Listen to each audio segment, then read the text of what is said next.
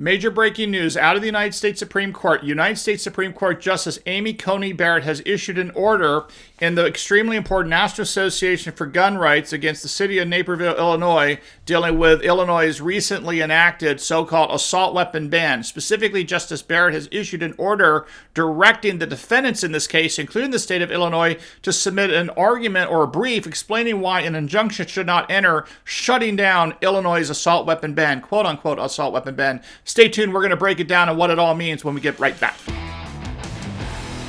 Hey folks, I'm Mark Smith, host of the Four Box of Diner, proud American gun owner, constitutional attorney, member of the U.S. Supreme Court Bar, and a nominee for the 2024 Gundy Awards. I am greatly honored and happy to report that I've been nominated in two categories for the 2024 Gundy Awards. First is for the top voices of the Second Amendment, and the other category is the most influential male of the year. We'll talk more about that, but it's a great honor to me. I'm always honored to be nominated for Gundy. I appreciate that and the support of the entire Second Amendment community and the gun community. I do appreciate that, but again, we'll get to that more in future videos. Okay, so for now, the big news is the U.S. Supreme Court has entered an order by Justice Barrett directing that the defendants in the National Association for Gun Rights versus, among others, the city of Naperville, Illinois, Jason Aries, and the state of Illinois, that the defendants are hereby directed to respond to the pending motion by the Second Amendment plaintiffs and the Second Amendment petitioners that an injunction should be entered staying, which means shutting down, pausing, freezing, if you will, the quote-unquote Illinois statewide and city of Naperville specific assault weapon ban. Of course, you know what they did in Illinois. To make a long story short, they've banned essentially magazines that hold more than 10 rounds and many different types of semi-automatic firearms, including semi-automatic rifles like the popular AR-15 and AK-47 and so on. This should be an easy case on the merits. On the merits, this is a very easy case for the Second Amendment community because, again, in Heller, the in common use test was created as the legal test after the Supreme Court did the text-first analysis, followed by the shifting of the burden to government to come forth with historical analog laws. And after all that was done, and all that mishigosh, if you will, it gave rise to the legal test of the only conceivable way that government could possibly ban any kind of guns that could be held by civilians are those that are arguably dangerous and unusual. They didn't get into the full scope of what that means, but the one thing it does not mean, the one thing it absolutely does not mean is this: that if an arm is in common use by Americans for lawful purposes, AR-15s, AK-47s, magazines that hold more than 10 rounds, all of these clearly fall within the definition of what is in common use by Americans for lawful purposes. They cannot be dangerous because there's no conceivable way they could satisfy the test of dangerous and unusual. And again, before you guys hit me with the comments, remember the dangerous and unusual test is not necessarily the only way that our right to keep and bear arms can be preserved in a gun ban context, but certainly when we're dealing with the issues we're dealing with now, AR-15s, AK-47s, magazines that hold more than 10 rounds, this is a slam dunk in our favor. That's what it should be. Nevertheless, we know down there in the United States Court of Appeals for the 7th Circuit, which is out of Chicago, Illinois, that was the 3-judge panel that included some terrible anti-gun judges, including the Republican appointee Frank Easterbrook, who remains bitter that he's not on the Supreme Court. He is an intellectual giant in his own mind, and at one point probably was back in the 1980s, but time has passed him by as I see it, and he continues to screw things up, including when it comes to our right to keep and bear arms, hugely in this case of the National Association for Gun Rights. So now what is the news and where are we right now with the U.S. Supreme Court? Well, the National Association for Gun Rights and the relevant plaintiffs in that case, using the excellent lawyer Barry Arrington, has filed specifically a emergency application. Specifically, the name of it is, I'll put a link to it down below, is a renewed emergency application for injunction pending review. Essentially what they're asking for is that the U.S. Supreme Court enter an injunction of the Illinois assault weapon ban, and I frankly think there's some merit conceptually to the Supreme Court doing this. But I think ultimately the Supreme Court will not do this because they had a chance to enter an injunction of that Illinois law a couple months ago and they refused to do so. Now, in fairness, they refused to do so in the context of the 7th Circuit deciding to expedite the appeal process, which occurred. And once that happened, I think the U.S. Supreme Court backed off and said, let the 7th Circuit play this out in the normal course.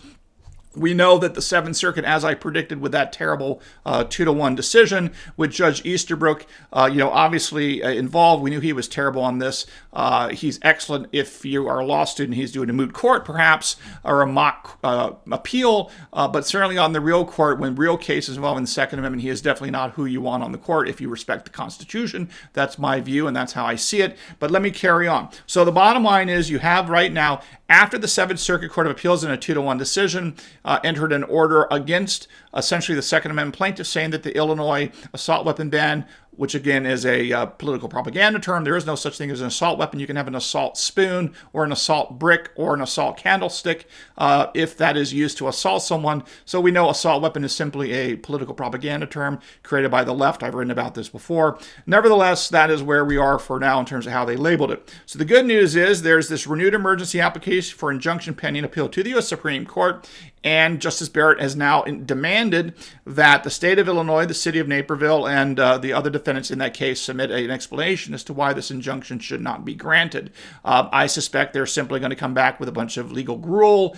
They're going to, articulate the usual stuff that they always say. But the good news is, I think on the merits, it's not going to succeed. Now, the bad news is, I think the odds of this emergency application succeeding, unfortunately, is probably not super high. I think the Supreme Court is going to look at this and say, well, we decided this several months ago. It's unfortunate this is going on. Nevertheless, we don't feel like this is the time for us to get involved. We want to get a final judgment in a quote-unquote assault weapon ban, and then we'll look at that case. So I think the ultimate decision here, in my best guess, is I think the Supreme Court will deny cert and will deny this application and basically kind of indicate that, come on back when there's a final judgment. I think that's what's going to happen here, because keep in mind that this Seventh Circuit Court of Appeals argument was not about a final judgment on whether or not the Illinois assault weapon ban was constitutional. It was on what's known as an interlocutory basis. There was a series of motions for preliminary injunctions that had been filed in various courts, in federal courts in the state of Illinois, including the Southern District of Illinois and the Northern District of Illinois out of Chicago. And those various injunctions had been ruled on in various different ways. It went up to the Seventh Circuit Court of Appeals, and the Seventh Circuit basically refused to enter an injunction and thus allowed the Illinois quote-unquote assault weapon law to go into effect. So what we're really fighting about right here, right now, today, is whether or not an injunction should enter. Now, whether it enters or not, the reality is that the U.S. Supreme Court, as I've explained to you before, really likes to only get involved in a case after it's completely litigated. After you have a final judgment, somebody has won the case or has lost the case. There's a judgment that's been entered in the trial court, in this case, the federal district court, and that judgment is then what is appealed from, and it goes all the way up, and then the Supreme Court makes a decision. They do not like to deal with these things called interlocutory appeals, which simply is a fancy word for saying appeals that come out of a case while the case is still going on. It has not been finally adjudicated, has not been finally resolved. And that's the problem, I think, with this context of even though I'm very sympathetic and supportive, and I hope it prevails, I think that the Supreme Court is going to say, look, we said we want to treat the Second Amendment right like other rights. We would not kind of, enter an extraordinary injunction with respect to other rights in the context of an interlocutory appeal. So we're not going to do it with the Second Amendment. I think that's not the right approach, but I'm not on the Supreme Court, and I think that's what's going to happen. Now, with that said, I think it is a positive sign that Justice Barrett is going to insist that the defendants submit papers. And the reason why I think it's a positive sign is in the long run. We want to win the Second Amendment war, not just any particular battle. We always want to win battles, but sometimes the key, of course, is to win the ultimate war. As you know, the British won the Battle of Bunker Hill, but of course, in the long run, it turned out to be a terrible loss for them, even though they technically won the battle. So again, we want to keep this in mind. And the reason why I say all this is that these opportunities to submit papers and to look at the papers by the Supreme Court, even if they ultimately deny cert and or in this context deny a motion for an injunction, the reality is that the Supreme Court is continuing to learn about the bad behavior, the mistakes being made by the quote-unquote inferior courts. Those are all federal courts under the U.S. Supreme Court, including the mistakes made by Judge Easterbrook there in the Seventh Circuit. And to be clear, I have very little doubt that the current U.S. Supreme Court, is completely familiar with. They absolutely know what's going on with Judge Frank Easterbrook. They know Judge Easterbrook. Justice Barrett, it was a colleague of Judge Easterbrook.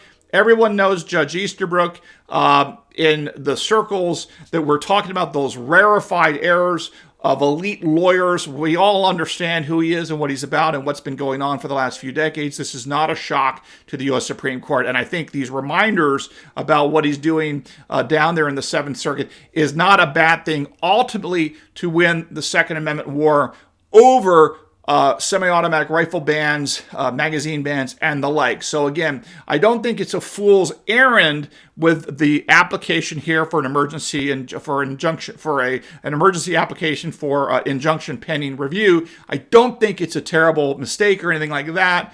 But I think ultimately we're probably going to lose on this motion is my best guess. With that said, I think it will still add value to the overall war for our rights, because I think it's going to continue to remind the Supreme Court of the misbehavior going on in the lower courts when it comes to our Second Amendment rights. And I don't think it's a bad thing to continually remind the Supreme Court of what's going on down below, this massive resistance, this massive disobedience, as I see it, to the rule of law and the Constitution. Again, I don't think that's a bad thing. All right, folks, hope you learned a little bit something here today at the Four Boxes Diner. Make sure you follow me here and on X at Four Boxes Diner. And again, we'll see you again soon here at the Four Boxes Diner.